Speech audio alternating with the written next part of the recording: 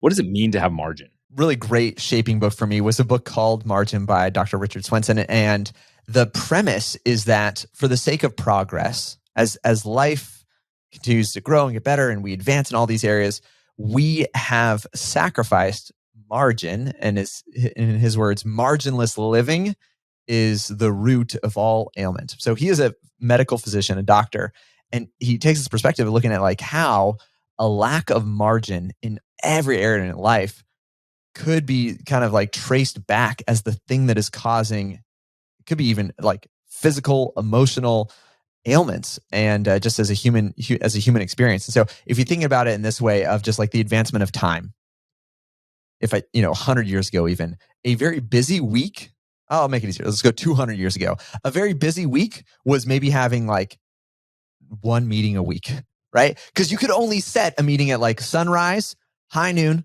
or sunset. Those were the times of the day. So you possibly could have three, but then you had the real constraint of transportation. And so you might have to travel for multiple days or multiple weeks to get between people. So someone like a merchant or someone who was like doing trade or sort of like commerce between areas, they were the busiest ones, and they maybe had 3 meetings a week, right? So 3 meetings a week was a busy week.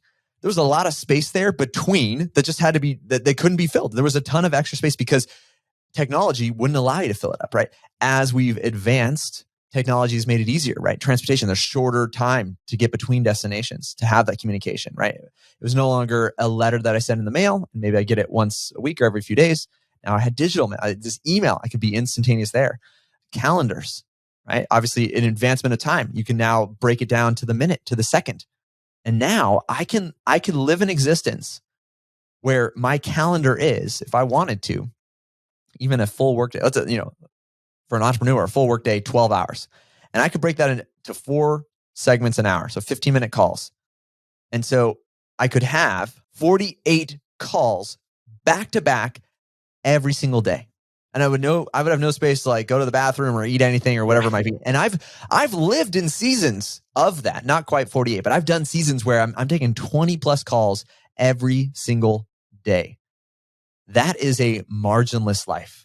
That is a life without space. And there's been a temptation to say that that's progress, right? That we keep on pushing more for the sake of progress. I will give up margin.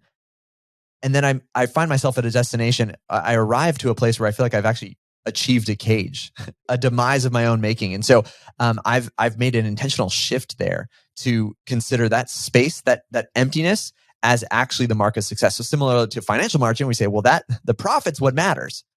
Think about profit in all areas of your life. You got, emotional margin, relational margin, spiritual margin.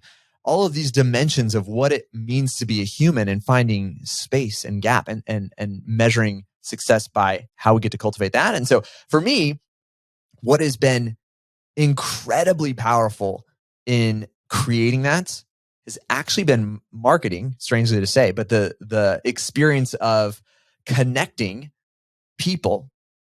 And I might just say like that, connecting people, but it's typically connecting people to goods or services. But I've realized that on the other side of those goods and services is also people. So connecting people with other people who provide goods and services, that's what marketing does. And when you have goods and services that actually create more margin in people's lives, how fun is that? That I could actually be paid to solve a meaningful problem that betters the world on a person by person level. And so that's for me what margin means.